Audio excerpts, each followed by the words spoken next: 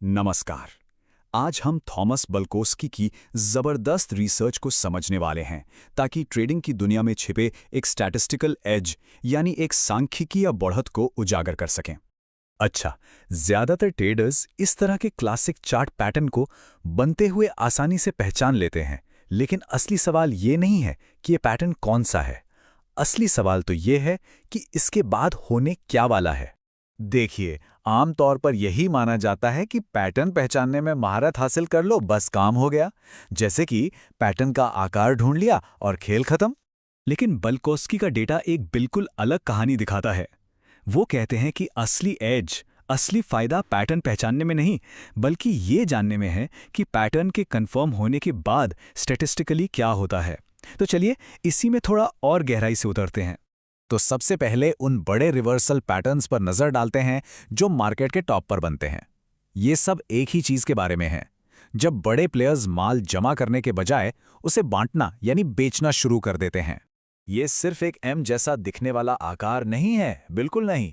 ये उस दौर को दिखाता है जब स्मार्ट मनी यानी बड़े इंस्टीट्यूशंस बहुत ही प्लानिंग के साथ अपने शेयर्स उन खरीदारों को बेच रहे होते हैं जो मार्केट में देर से आए हैं पर जोश में हैं। अब इस स्लाइड का सबसे दिलचस्प हिस्सा है इसके पीछे का मनोविज्ञान।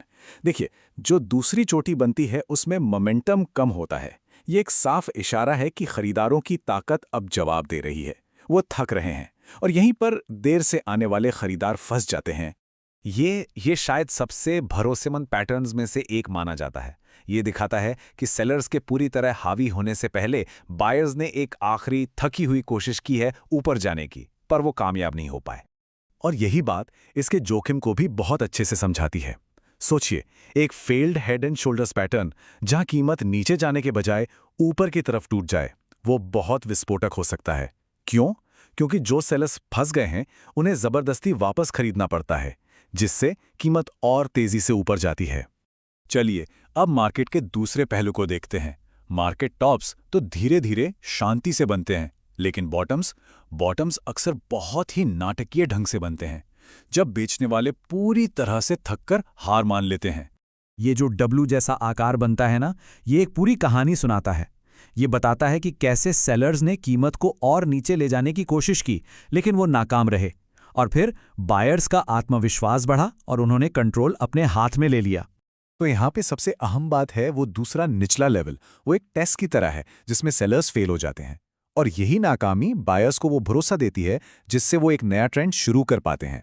ये बिल्कुल टॉपिंग पैटर्न का उल्टा है, जैसे आईने में उसकी इमेज देख रहे हों। ये दिखाता है कि कैसे मार्केट का माहौल डर और बिकवाली से बदलकर आशावादी खरीदारी की तरफ जा रहा है। और यहाँ है इस पूरी रिसर्च का सबसे जरूरी, सबसे बड़ा टेकअवे। देखिए, आंकड़े साफ साफ बताते हैं। औसतन बॉटम रिवर्सल पैटर्न में जो परसेंटेज गेन होता है वो टॉप पैटर्न से होने वाली गिरावट से कहीं ज्यादा बड़ा होता है। ये एक बहुत बड़ी बात है। ठीक है, तो पैटर्न पहचानना तो एक बात हुई, लेकिन असली बढ़त तो तब मिलती है जब हमारे पास एक प्लान हो, एक प्लेबुक हो कि ब्रेकआउट के बाद क्या करना है। ये नंबर बहुत बहुत जरूरी है। 50 से 65% मामलों में, यानी आधे से भी ज्यादा बार कीमत अपने ब्रेकआउट लेवल को दोबारा टेस्ट करने के लिए वापस आती ही है। अगर हम इसके लिए पहले से तैयार रहें तो घबराहट से बच सकते हैं और हो सकता है एक और एंट्री का मौका भी मिल जाए। ये हमें एक बड़े जोखिम की याद दिलाता है। देखिए, सबसे अच्छे दिखने वाले पैटर्न भी फेल हो सकते हैं, और जब ऐसा होता है तो जो मूव आता है वो बहुत तेज और जोरदार होता है, क्योंकि बहुत सारे ट्रेडर्स गलत साइड पर फंसे होते हैं। तो ये हैं वेल्कोव्स्की के काम से निकले कुछ प्रैक्टिकल टूल्स। पैटर्न की ऊंचाई से मुनाफे का अंदाजा लगा सकते हैं, लेकिन ये याद रखना हमेशा जरूरी है कि मार्केट का ओवरऑल ट्रेंड क्या है, क्योंकि सफलता काफी हद तक उसी पर निर्भर करती है। तो इन सब बातों को एक साथ कैसे जोड़ा जाए?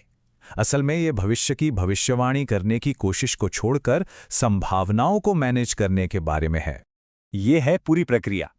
ये तुक्केबाजी नहीं, बल्कि एक अनुशासित तरीका है जो कन्फर्मेशन और स्टैटिस्टिकल संभावनाओं पर आधारित है। बस यही एक आइडिया चार्ट पैटर्न ट्रेडिंग को देखने का एक ज्यादा मजबूत और डेटा ड्रिवन नजरिया देता है। यही इसकी नींव है। आखिर में ये डेटा हमें सोचने पर मजबूर करता है, क्या हम किसी एक नतीजे पर दांव लगा रहे हैं या फिर हम कई ट्रेड्स में मिलने वाली एक स्टैटिस्टिकल बढ़त के साथ खुद को खड़ा कर रहे हैं। नमस्कार। आज हम थॉमस बुल्कोव्स्की के शानदार रिसर्च को समझने की कोशिश करेंगे। जानेंगे कि जब मार्केट का कोई मजबूत ट्रेंड अचानक एक जगह रुक सा जाता है तो असल में पर्दे के पीछे क्या चल रहा होता है और ट्रेडर्स के लिए इसके क्या मायने हैं। तो चलिए सीधे इसी सवाल से शुरू करते हैं। आखिर ऐसा होता क्यों है कि एक जबरदस्त ट्रेंड, चाहे वो ऊपर का हो या नीचे का, अचानक एक दीवार से टकराकर रुक जाता है? उस वक्त मार्केट में क्या हो रहा होता है और सबसे जरूरी बात, इससे हमें आगे की चाल के बारे में क्या संकेत मिलते हैं? देखिए, इस ठहराव को कहते हैं ट्रेंड कंसोलिडेशन। इसको ऐसे समझिए जैसे कोई स्प्रिंटर तेज दौड़ने के बाद अगली दौड़ से पहले थोड़ा रुक कर अपनी सांसें भर रहा हो। ये एक छोटा सा पॉज है, ट्रेंड के खत्म होने का सिग्नल बिल्कुल नहीं। तो जब मार्केट ये पॉज बटन दबाता है तो होता क्या है? आइए इसके पीछे की पूरी मैकेनिक्स को समझते हैं। असल में ये वो समय है जब खरीदारों और विक्रेताओं के बीच एक बैलेंस बन जाता है। जिन्होंने पहले एंट्री ली थी वो अपना थोड़ा मुनाफा निकालते हैं और जो बड़े इंस्टीट्यूशनल खिलाड़ी हैं वो धीरे धीरे अपनी पोजीशन बनाते हैं। एक और चीज देखने वाली है, इस दौरान मार्केट की वॉलेटिलिटी यानी उतार चढ़ाव काफी कम हो जाता है। ये बिल्कुल किसी बड़े मूव से पहले की शांति जैसा माहौल होता है। अब ये जो ठहराव होते हैं ना, ये चार्ट्स पर कुछ खास तरह के पैटर्न बनाते हैं जिन्हें पहचाना जा सकता है। चलिए दो सबसे कॉमन पैटर्न को पहचानना और समझना सीखते हैं। तो सबसे पहले आता है फ्लैग पैटर्न। ये एक बहुत ही छोटी अवधि का और मजबूत कंसोलिडेशन होता है जो आमतौर पर एक बहुत तेज, लगभग सीधी चाल के बाद बनता है। ये दिखाता है कि मार्केट में जोश तो पूरा है, बस अगली छलांग लगाने से पहले एक पल के लिए सुस्ता रहा है। इसकी बनावट देखिए कितनी दिलचस्प है। एक सीधी तेज चाल होती है जिसे फ्लैग पोल कहते हैं और उसके ठीक बाद एक छोटा सा चैनल बनता है जो फ्लैग जैसा दिखता है। यही वो जोन है जहां बाजार अपनी अगली बड़ी चाल के लिए तैयारी कर रहा होता है। अगला पैटर्न है रेक्टेंगल। ये एक रेंज बाउंड पैटर्न है, मतलब कीमत एक ऊपरी और निचली लाइन के बीच घूमती रहती है। ये अक्सर इस बात का संकेत होता है कि बड़े खिलाड़ी या तो माल जमा कर रहे हैं या बेच रहे हैं और मार्केट एक निर्णायक दिशा का इंतजार कर रहा है। ये पैटर्न खरीदारों और विक्रेताओं के बीच की खींचतान को बहुत अच्छे से दिखाता है। कीमत बार बार एक निचली लाइन यानी सपोर्ट और एक ऊपरी लाइन यानी रेजिस्टेंस से टकराती रहती है जब तक कि वो किसी एक तरफ जोरदार तरीके से निकल नहीं जाती। अच्छा, पैटर्न को पहचान लेना तो ठीक है, लेकिन असली खेल तो ये समझने में है कि इसके बाद क्या होता है, और यहीं पर डेटा बहुत ही रोमांचक हो जाता है। बुल्कोव्स्की का रिसर्च हमें आंकड़ों के आधार पर एक बहुत बड़ी बढ़त देता है।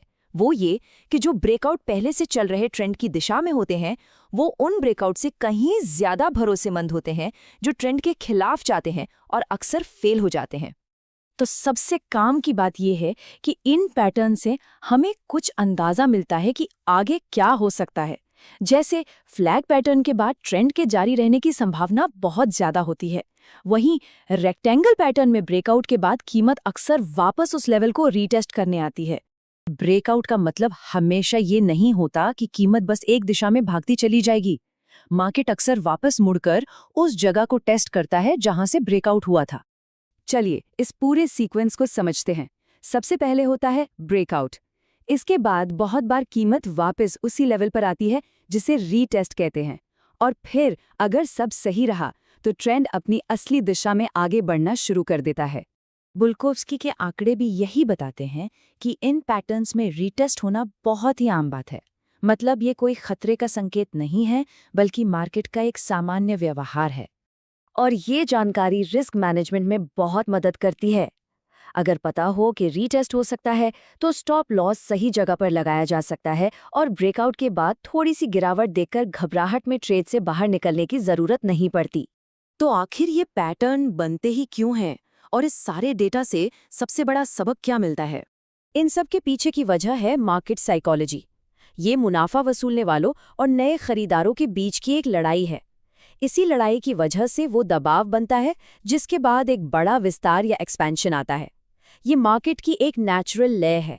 और यही बात हमें इस रिसर्च के सबसे बड़े टेकअवे पर लाती है।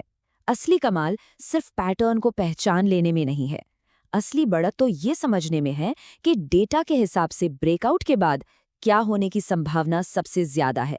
नमस्कार, कभी देखा है बाजार कैसे एकदम शांत होता है और फिर अचानक एक धमाका, चारों तरफ बस अफरा तफरी। खैर, आज हम इसी में गहराई से उतरने वाले हैं। हम ये समझने की कोशिश करेंगे कि ये विस्फोटक चालें आखिर आती क्यों हैं और सबसे जरूरी बात, इन्हें आते हुए कैसे पहचाना जा सकता है। तो ये हमें सबसे बड़े सवाल पर लाता है ना? आखिर वो कौन सी चीज है जो इस स्विच को पलट देती है? कोई बाजार शांत से पूरी तरह अराजक कैसे हो जाता है? इसका राज असल में किसी भी बाजार की दो बुनियादी अवस्थाओं को समझने में छिपा है। ठीक है, तो हर बाजार असल में हमेशा दो में से एक मोड में होता है, एकत्रीकरण यानी कंसोलिडेशन या विस्तार यानी एक्सपेंशन। कंसोलिडेशन को ऐसे समझिए जैसे शांत पानी, सब कुछ व्यवस्थित है, कीमतें एक छोटे से दायरे में आराम कर रही हैं। लेकिन एक्सपेंशन, वो तो तूफान है, ये अराजक है, पूरी तरह से भावनाओं से चलता है, और यहीं पर वो बड़ी तेज रफ्तार वाली कीमतें देखने को मिलती हैं। और हाँ, आज हमारा पूरा ध्यान इसी तूफान पर है, यानी एक्सपेंशन फेज पर। ठीक है, तो चलिए अब थोड़ा और करीब से देखते हैं। जब हम कहते हैं कि बाजार अनियंत्रित या बेकाबू हो रहा है, तो इसका असल में मतलब क्या होता है? खैर, इसके लिए जो टेक्निकल टर्म है वो है वॉलेटिलिटी एक्सपेंशन। और एक बात साफ कर लें, ये बाजार का कोई अच्छा संतुलित फेज नहीं है। नहीं, ये ठीक उसका उल्टा है। ये अस्थिरता का एक बहुत बड़ा संकेत है।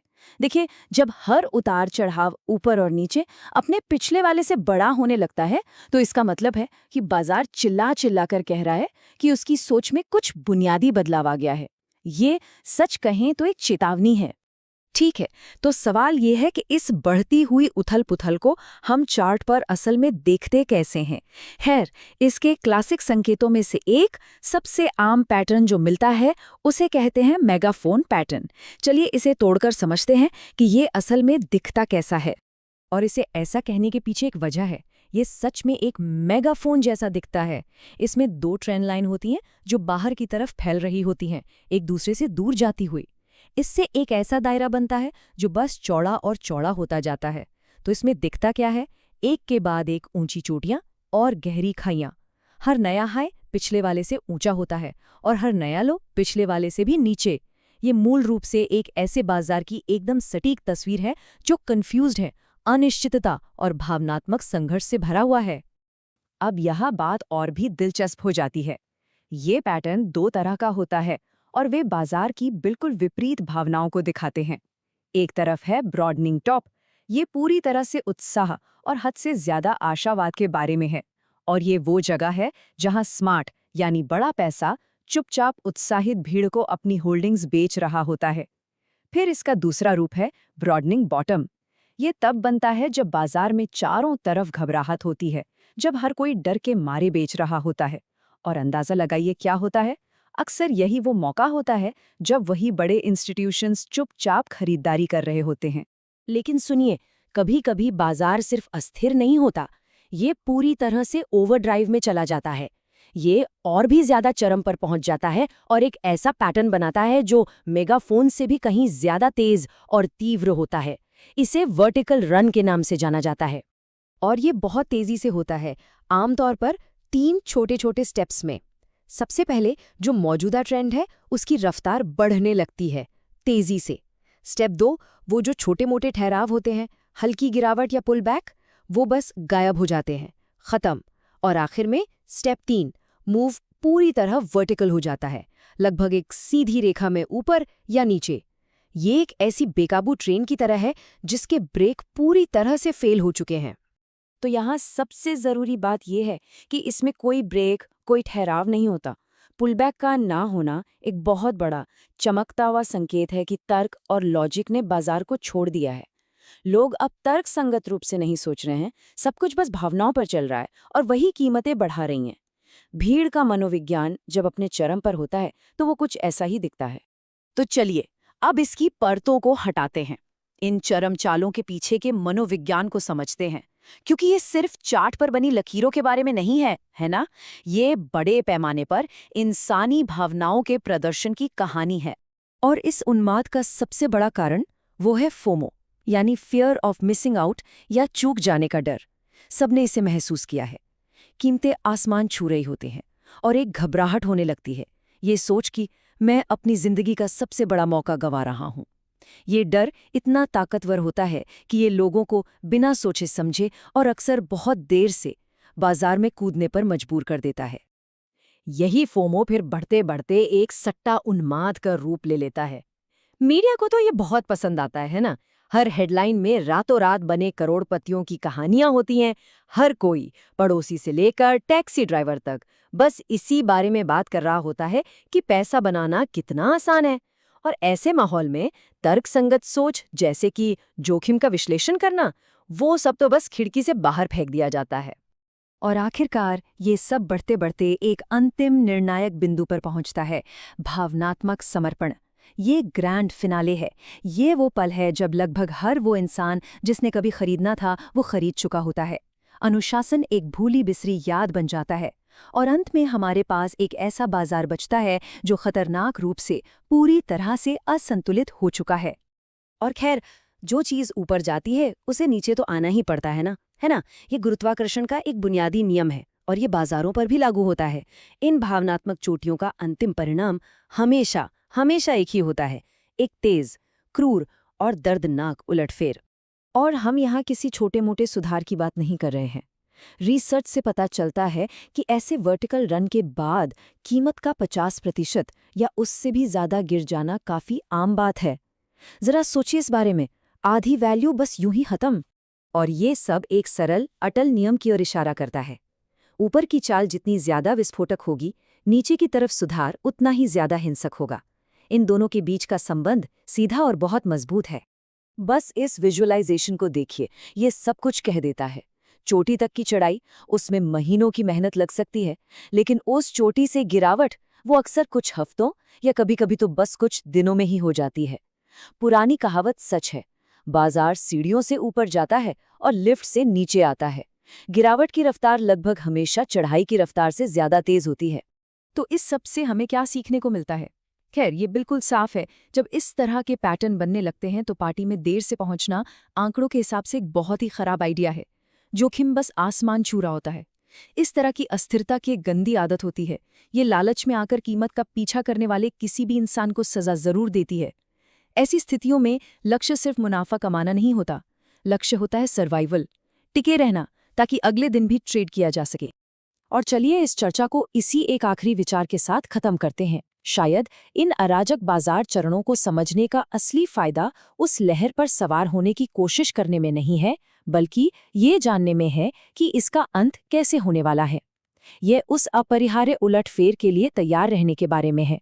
ये नजरिया बाजार की अराजकता के प्रति किसी की सोच को कैसे बदलता है? इस विश्लेषण के लिए धन्यवाद। चलिए, आज बात करते हैं एक बहुत ही आम चार्ट पैटर्न की, पर इसमें एक ऐसा डेटा ड्रिवन सीक्रेट छिपा है जिसके बारे में शायद ही किसी को पता हो।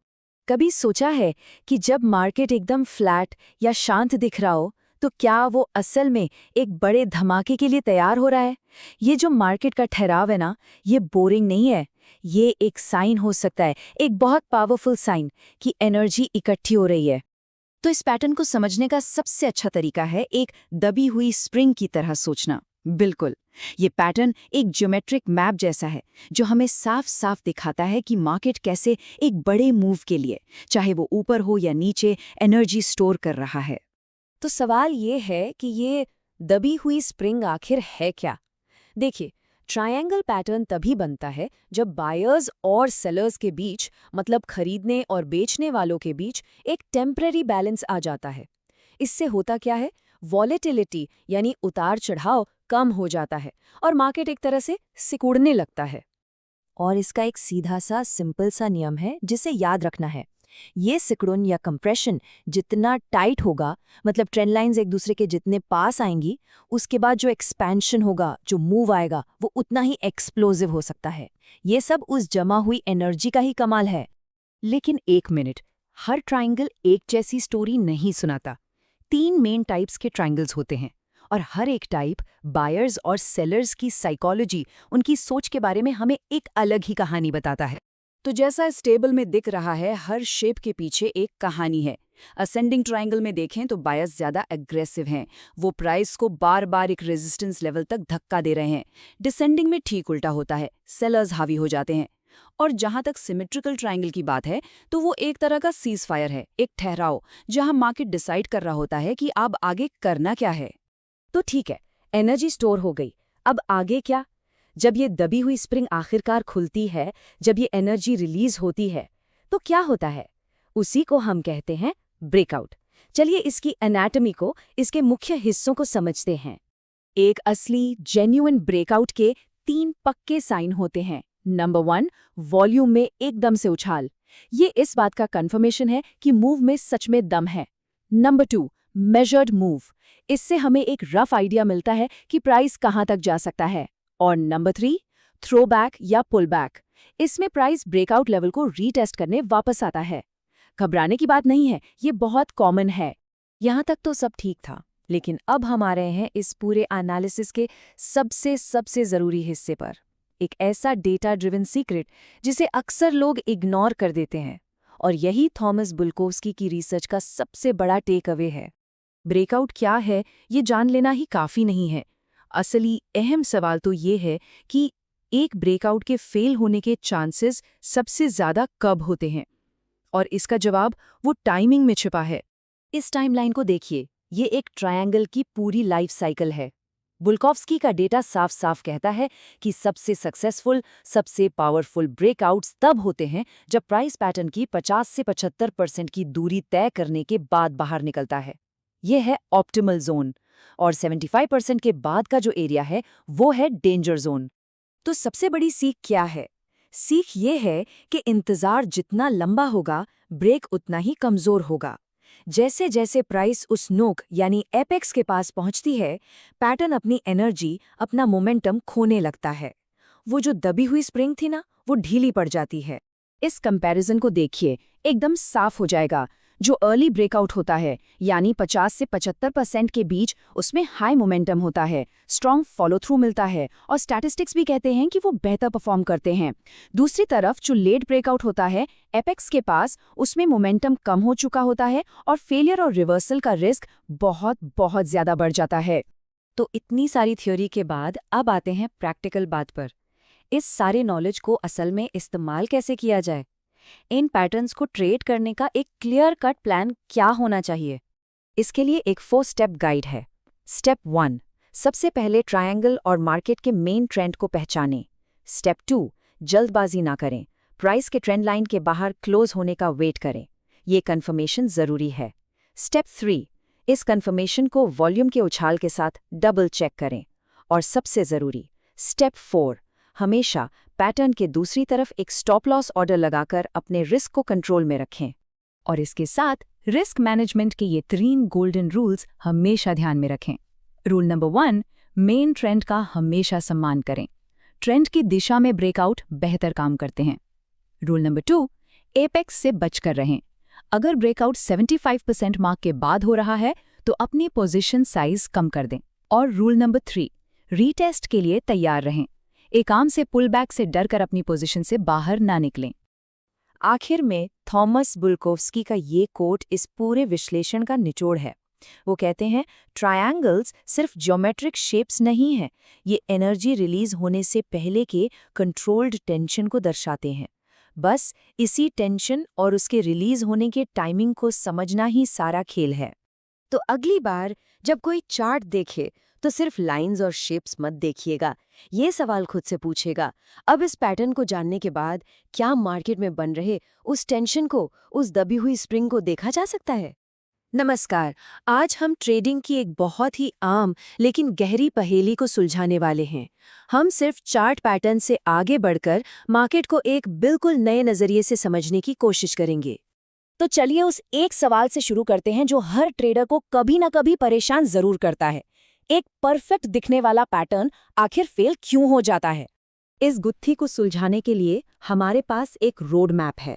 हम पैटर्न के विरोधाभास से शुरू करेंगे, फिर समझेंगे कि कॉन्टेक्स्ट यानी संदर्भ कैसे पूरा खेल बदल देता है। हम बाजार का मोड़ पढ़ना सीखेंगे, जानेंगे कि कैसे एक नाकामी भी एक मौका बन सकती है, और देखेंगे कि अपनी स्ट्रैटेजी को कैसे एडजस्ट करें ताकि हमें वो अल्टीमेट एज मिल सके। तो चलिए पहले हिस्से में चलते हैं, पैटर्न पैराडॉक्स। ये वो सिचुएशन है जब एक बहुत अच्छा दिखने वाला सेटअप भी गलत साबित हो जाता है। ये एक ऐसी कहानी है जो हर ट्रेडर ने महसूस की है। चार्ट पर एकदम परफेक्ट पैटर्न दिखता है, ट्रेड लेते हैं और वो काम नहीं करता, और उससे जो फ्रस्ट्रेशन होती है वो बिल्कुल असली होती है। तो गड़बड़ कहाँ है? यहीं पर आता है वो आहा मोमेंट। अब हम उस चीज की बात करेंगे जो शायद मिसिंग थी, कि कॉन्टेक्स्ट ही सब कुछ है। असल में प्रॉब्लम पैटर्न में है ही नहीं, बल्कि उस माहौल में है जिसमें वो पैटर्न बन रहा है, जिसमें वो सांस ले रहा है। और यही इस पूरे विश्लेषण का सार है, जिसे थॉमस बुल्कोव्स्की ने बहुत ही खूबसूरती से कहा है। उनके मुताबिक किसी भी पैटर्न की परफॉर्मेंस इस बात से बहुत ज़्यादा प्रभावित होती है कि मार्केट का कॉन्टेक्स्ट क्या है। तो ये मार्केट कॉन्टेक्स्ट या बाजार का संदर्भ आखिर है क्या? देखिए, आसान शब्दों में कहें तो ये मार्केट का ओवरऑल माहौल, उसका ट्रेंड और लोगों की भावना यानी सेंटिमेंट है, जिसके अंदर कोई एक पैटर्न बन रहा होता है। ठीक है, तो अब सवाल यह है कि मार्केट के इस मूड को पढ़ा कैसे जाए? ये कैसे पता चले कि मार्केट बुलिश है, बेरिश है या फिर कोई अचानक झटका लगने वाला है? इसको एक उदाहरण से समझते हैं। एक ही एक्शन, ब्रेकआउट, अलग अलग माहौल में कितना अलग बर्ताव करता है। एक बुल मार्केट में ब्रेकआउट के बाद एक जबरदस्त मोमेंटम मिलता है, लेकिन एक बेयर मार्केट में ऊपर की तरफ के ब्रेकआउट्स अक्सर स्ट्रगल करते हैं, दम तोड़ देते हैं, जबकि नीचे की तरफ के ब्रेकआउट और तेज हो जाते हैं। और ये टेबल ये कहानी को और भी साफ कर देती है। बुल फेज में ब्रेकआउट पर भरोसा ज्यादा होता है और गलत सिग्नल यानी विपसॉ कम होते हैं। बेयर मार्केट में ऊपर की तरफ के ब्रेकआउट पर भरोसा कम हो जाता है, और साइडवेज मार्केट वो तो विपसॉ का घर है, वहां ब्रेकआउट पर भरोसा करना बहुत रिस्की हो सकता है। लेकिन रुकिए, कहानी यहीं खत्म नहीं होती। कॉन्टेक्स्ट सिर्फ ट्रेंड नहीं है। कभी कभी कोई बड़ी खबर आती है, जैसे किसी कंपनी के नतीजे उम्मीद से बहुत खराब आ गए। ये इवेंट शॉक्स सारे नॉर्मल पैटर्न्स को एक झटके में बेकार कर देते हैं, और इस शॉक के बाद रिकवरी होगी या नहीं, ये भी मार्केट के बड़े ट्रेंड पर ही निर्भर करता है। अब हम एक ऐसे आइडिया पर बात करेंगे जो शायद सोचने का पूरा नजरिया ही बदल दे। वो ये कि कैसे एक नाकामी, एक फेलियर भी एक मौका बन सकती है। सुनने में थोड़ा अजीब लगेगा, पर किसी पैटर्न का फेल हो जाना ये अपने आप में एक बहुत बहुत पावरफुल जानकारी है। तो ये होता कैसे है? सोचिए, एक साफ साफ पैटर्न बनता है, सबकी उम्मीदें बंध जाती हैं, ब्रेकआउट होता है, लोग खरीदने कूद पड़ते हैं, और फिर अचानक से प्राइस पूरी तरह घूम जाता है। अब क्या हुआ? जो बायर्स थे वो फंस गए। अब वो अपना माल बेचने के लिए मजबूर हैं, और उनकी यही बिकवाली मार्केट को दूसरी दिशा में और तेजी से धकेलती है। ठीक है, ये सब समझना तो बहुत अच्छा है, पर इसका ट्रेडिंग में इस्तेमाल कैसे करें? चलिए अब अपनी स्ट्रैटेजी को कॉन्टेक्स्ट के हिसाब से ढालने की बात करते हैं। देखिए, सबसे जरूरी है पोजीशन मैनेजमेंट। अगर ट्रेंड मजबूत है तो बड़ी क्वांटिटी के साथ ट्रेड किया जा सकता है, प्रॉफिट को लंबा चलने दिया जा सकता है। लेकिन अगर मार्केट कमजोर या चौपी है तो बेहतर है कि क्वांटिटी कम रखें और प्रॉफिट जल्दी बुक करें। और हाँ, अगर कोई बड़ा इवेंट आने वाला है तो सेटअप को 2 बार चेक करना या शायद कुछ देर के लिए मार्केट से दूर रहना ही समझदारी है। तो बॉटम लाइन क्या है? बॉटम लाइन ये है कि मार्केट में क्या होने वाला है ये पता लगाने से ज्यादा जरूरी है कि जो हो रहा है उसके हिसाब से खुद को ढालना। और अब हम आते हैं सबसे अहम बात पर, वो अल्टीमेट एज जो एक आम ट्रेडर और एक बेहतरीन ट्रेडर के बीच का फर्क तय करती है। हमेशा याद रखिए, मार्केट का ये जो कॉन्टेक्स्ट है ये नंबर्स और चार्ट से नहीं बल्कि इंसानी साइकोलॉजी से बनता है। बुल मार्केट में उम्मीद होती है, बेयर मार्केट में डर। यही इमोशंस मार्केट को चलाते हैं। और यही बात हमें उस आखिरी और सबसे दमदार विचार तक ले आती है। असली बढ़त सिर्फ पैटर्न पहचानने में नहीं है, बल्कि ये समझने में है कि वो पैटर्न बड़े मार्केट स्ट्रक्चर में कहाँ फिट होता है। तो अगली बार जब कोई चार्ट देखे तो खुद से ये सवाल जरूर पूछना चाहिए, क्या सिर्फ पैटर्न देखा जा रहा है या मार्केट की पूरी कहानी को पढ़ने की कोशिश हो रही है?